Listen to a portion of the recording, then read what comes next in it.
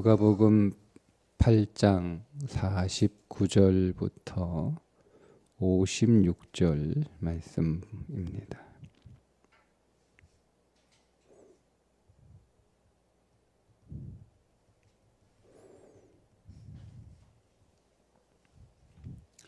아직 말씀하실 때에 회당장의 집에서 사람이 와서 말하되 당신의 딸이 죽었나이다.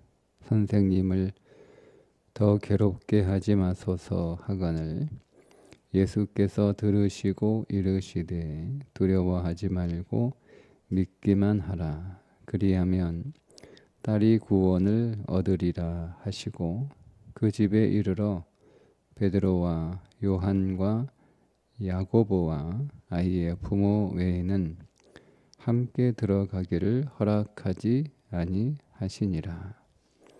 모든 사람이 아이를 위하여 울며 통곡하매 예수께서 이르시되 울지 말라. 죽은 것이 아니라 잔다 하시니 그들이 그 죽은 것을 아는 고로 비웃더라.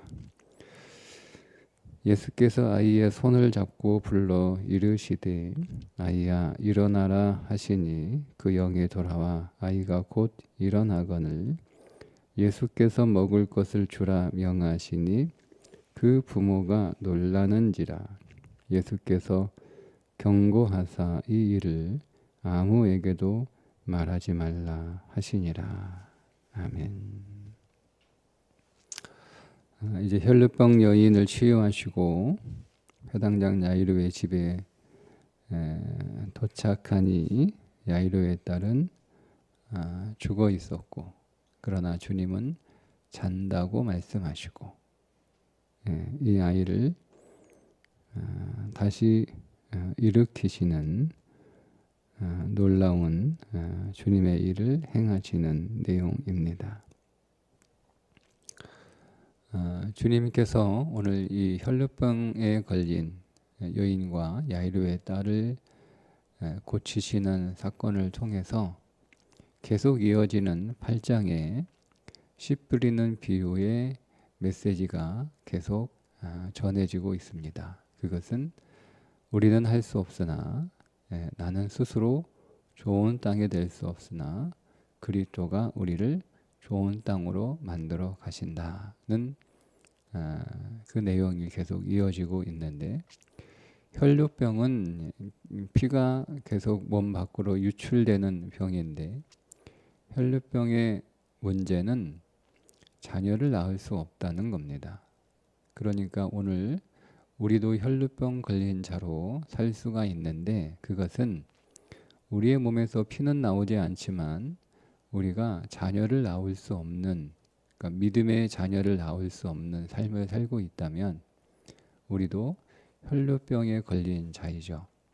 그러니까 우리가 율법으로 살면 우리는 믿음의 자녀를 낳을 수 없습니다. 가정에서 오늘 우리의 육신의 자녀가 믿음의 자녀일 수 없고 우리가 신앙생활하면서 우리가 전도하고 단순히 그를 교회로 데려오는 것으로 끝나는 것이 아니라 우리가 교회 안에서 우리의 믿음을 통해서 믿음의 자녀들이 나와야 되는데 그 자녀를 낳을 수 없다는 거죠.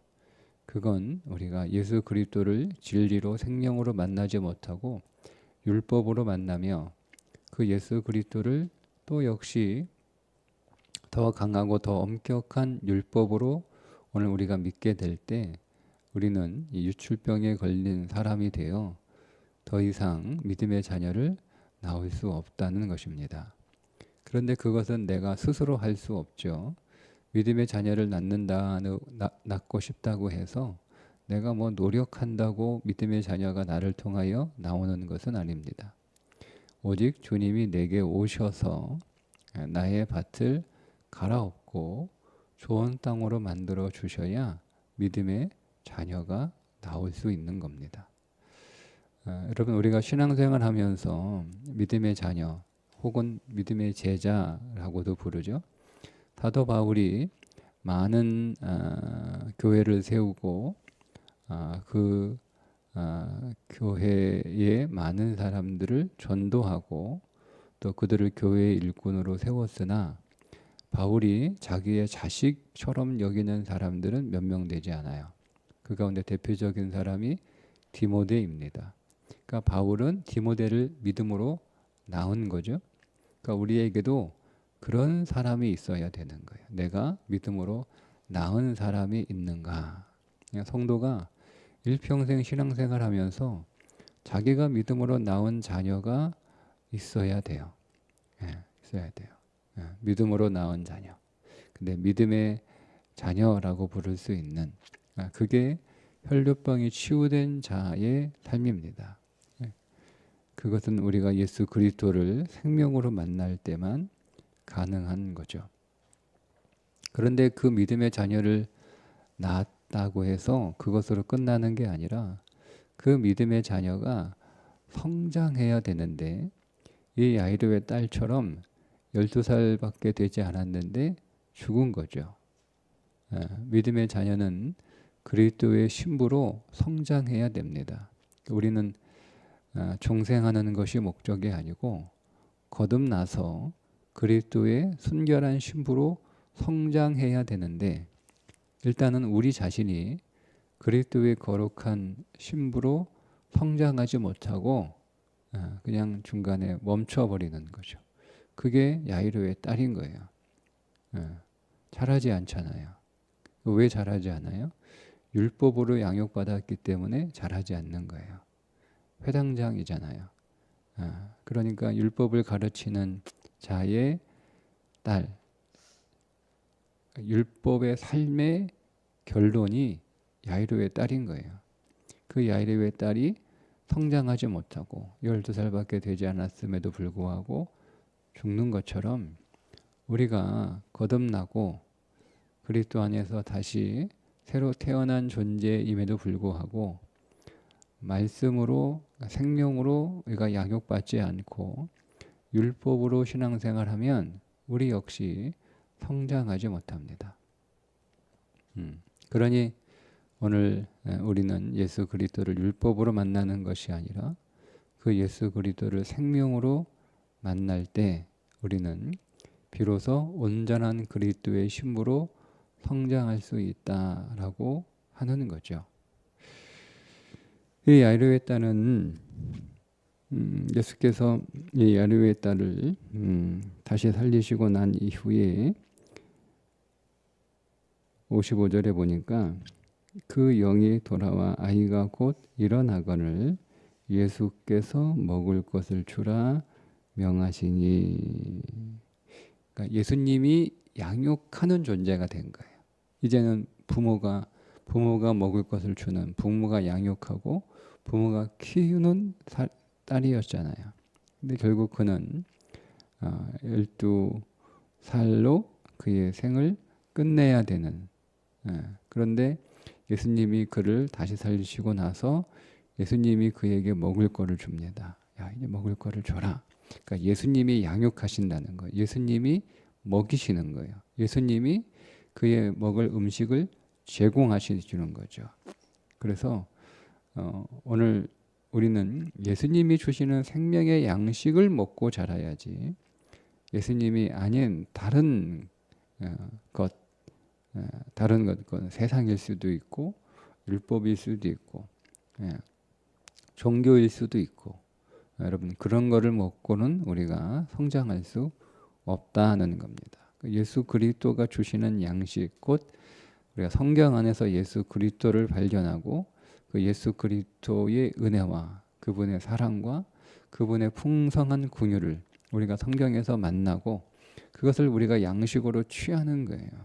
그러니까 우리가 말씀을 통해서 예수 그리스도를 발견하여 그를 먹을 때 우리는 진리를 양식으로 먹은 거죠. 생명의 양식으로 먹은 것이고, 그것이 오늘 우리에게 생명의 양식이 돼서 우리를 더 강하게 할 뿐만 아니라, 그러니까 생명력이 강해진 거죠. 우리가 생명이 우리 안에 있습니다. 생명이신 예수 그리스도가 들어오셨으니 우리 안에 생명이 반드시 있죠.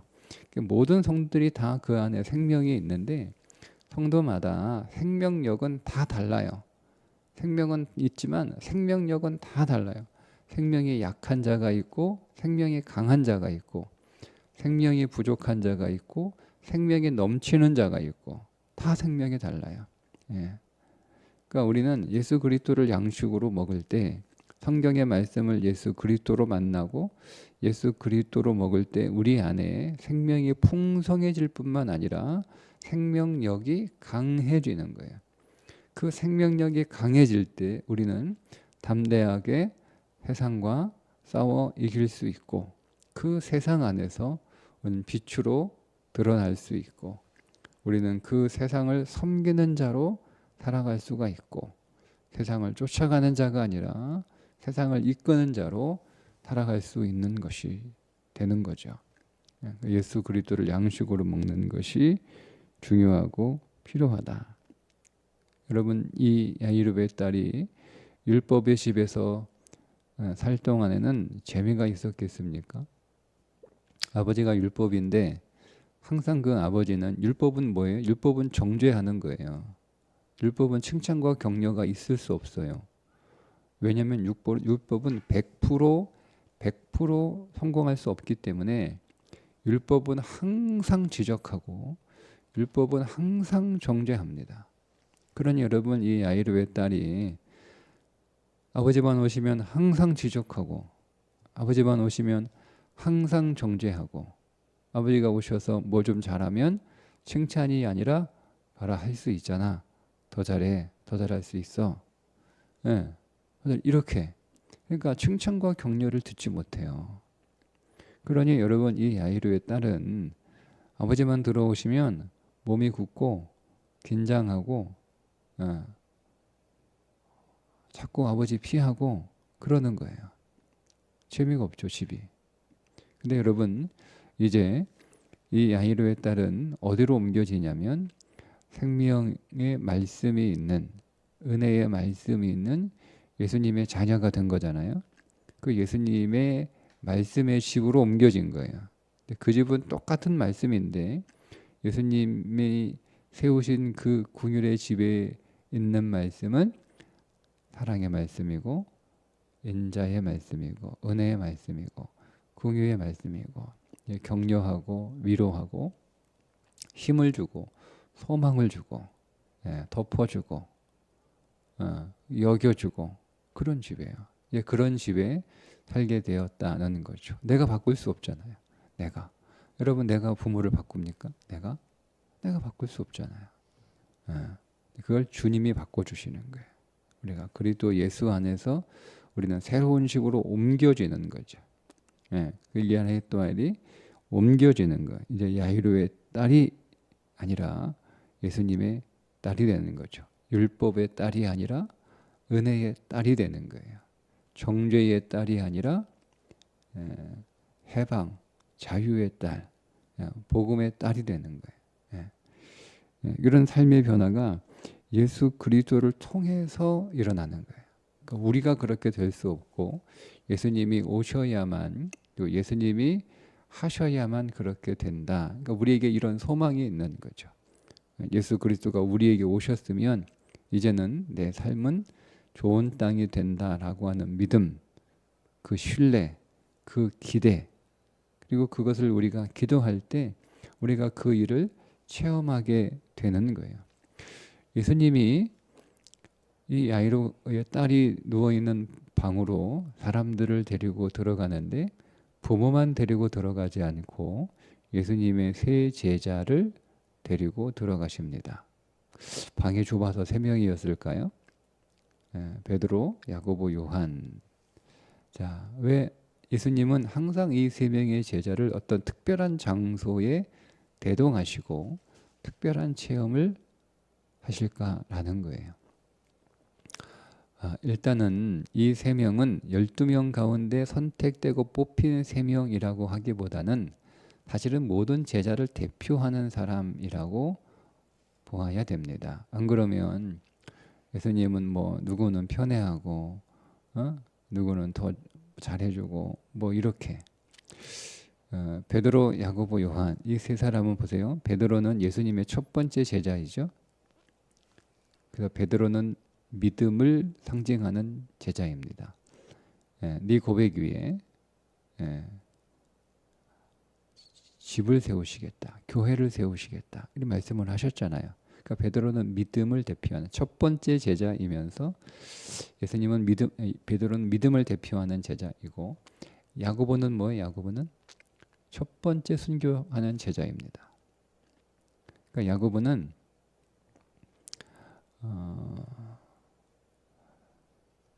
예수님의 사랑을 대표하는 제자입니다.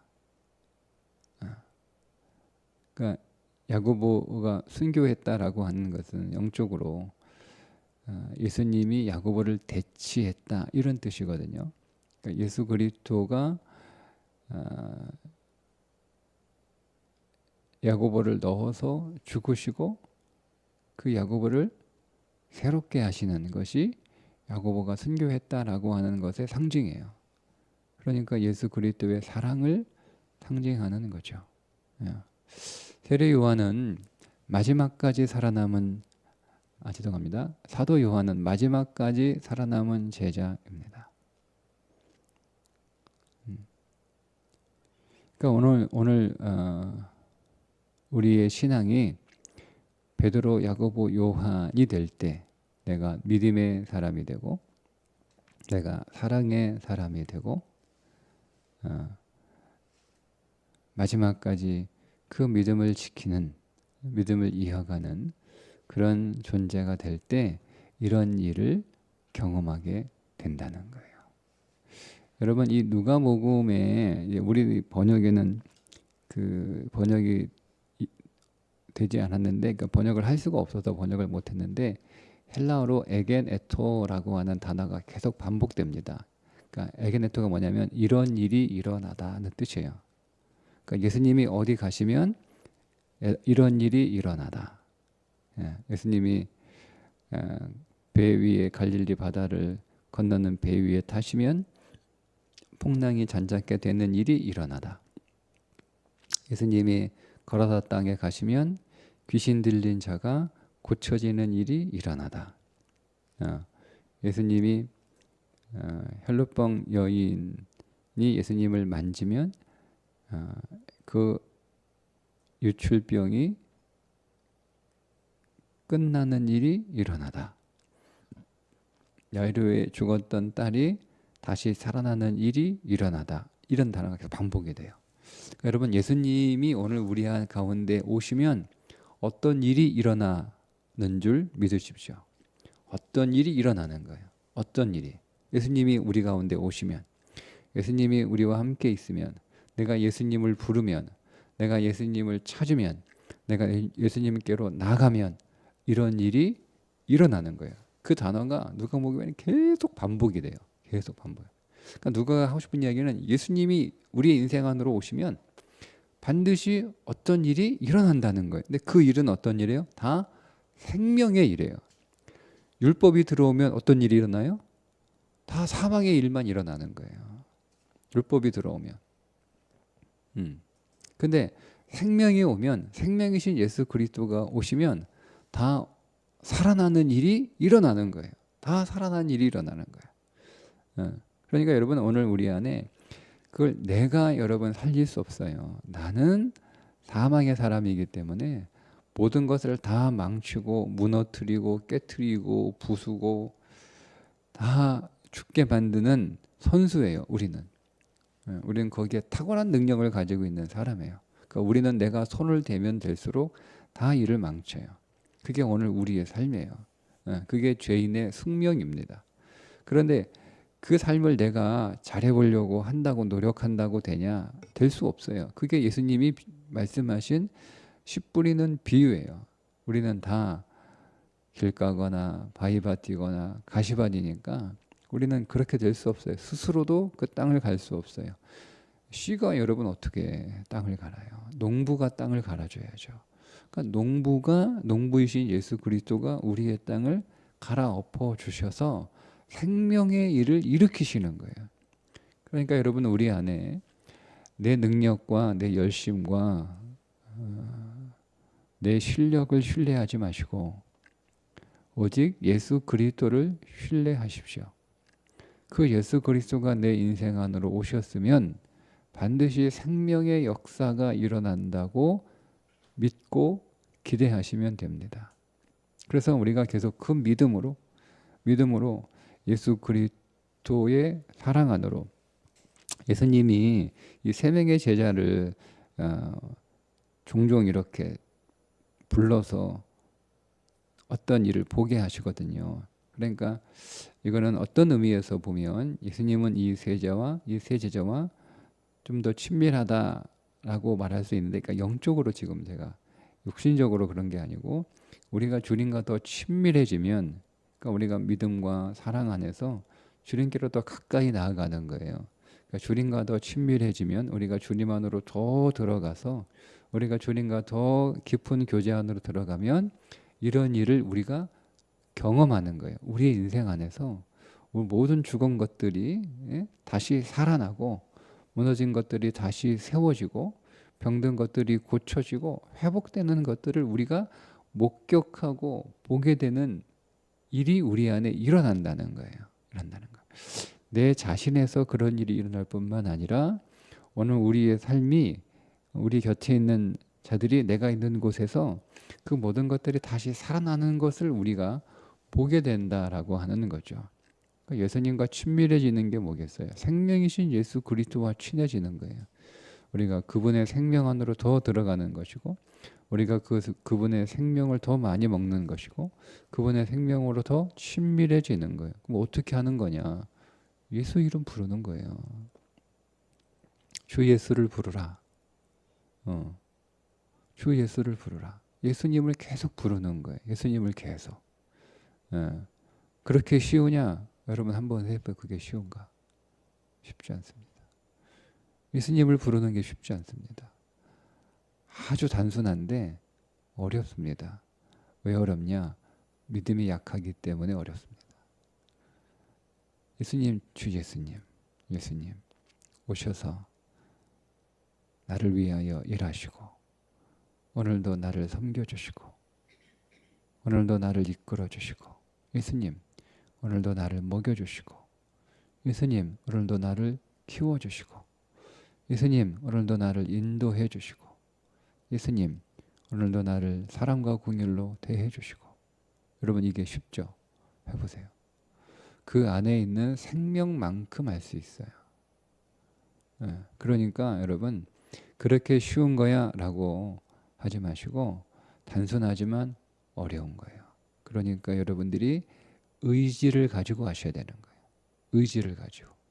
우리는 예수님을 부르는 습관이 되지 않았어요. 그러니까 습관으로 하려고 하지 마시고 의지로 하려고 하세요. 의지로. 그럴 때 우리 안에 생명이 조금씩 쌓이는 거예요. 그 생명이 쌓여서 어느 수준을 탁 넘어갈 때 그때 우리는 이제 이전보다 더 쉽게 자주 믿음으로 확신을 가지고 주 예수여 부르는 거죠. 그러니까 우리가 주님을 부르는 것도 영적인 그 수준이 다 다른 거예요. 그냥 주 예수여 부르는 것도 있고 정말 확신을 가지고 믿음을 가지고 주 예수여 부르는 것도 있고. 근데 결국 그거는요 우리가 매 순간마다 주 예수여 이름을 부르는 수밖에 없어요. 그러니까 모든 상황에 주님을 불러서 주님을 적용하는 거예요. 네? 우리의 모든 일들 가운데 우리가 먹고 자고 입고 일하고 하는 이 모든 일에, 우리가 만나는 모든 일에 주 예수를 적용하는 거예요. 주 예수요 적용하는 거예요. 그러면 주 예수의 이름을 부를 때마다 성령께서 오늘 우리를 진리의 빛으로 비추어 주셔서 그때 우리가 주님이 말씀이시니까 그 말씀을 우리에게 깨닫게 해주시고 그 말씀을 적용할 수 있는 힘도 주시고 우리는 순종으로 그 말씀을 적용할 때 오늘 우리의 삶에 에게네토 생명의 일이 일어나는 거예요. 생명의 역사가 일어나는 거예요. 오늘 이 하루도 여러분 모든 곳에서 모든 일마다 주 예수여 주님을 부르시고 주님을 부르실 때마다 성령께서 비추어지는 그 진리의 빛 아래서 깨우쳐 주시는 그 말씀을 먹으십시오. 그게 적용하는 거예요. 말씀을 먹는 게 적용하는 거예요. 적용하면 여러분은 말씀을 생명으로 먹는 거예요. 율법으로 먹지 마시고 판단하지 마시고 정죄하지 마시고 생명으로 먹으시면 되는 거예요. 생명으로 적용하시면 되는 거예요. 말씀드렸죠? 율법은 답이 하나밖에 없어요. 율법은. 그러나 생명은, 사랑은 답이 여러 개예요. 우리 그렇게 매 순간마다, 그러니까 성령께서 지금은 정답은 하나인데 오늘 우리의 삶의 해답은 여러 개일 수 있으니까 어떤 해답을 써야 될지 성령께서 깨우쳐 주실 때, 그러니까 우리가 성령님 계속 불러야 되고 성령으로 충만해야 되는 거죠. 그 말씀을 우리가 적용하여 먹어 더 생명이 풍성해지시고 더 생명력이 강해지셔서 오늘 우리의 삶에 생명의 역사가 일어날 뿐만 아니라 내가 있는 모든 곳에서 그 생명의 역사를 더 볼 수 있기를 주님의 이름으로 축복합니다. 기도하겠습니다. 하나님, 오늘도 주 예수의 이름을 더 부르게 하시고 진리이신 성령께서 우리에게 보여주시는 생명의 말씀을 적용하여 양식으로 먹게 해 주셔서 오늘 우리의 모든 곳에서 생명의 역사가 일어나는 하루가 되게 해 주옵소서. 예수님의 이름으로 기도합니다. 아멘.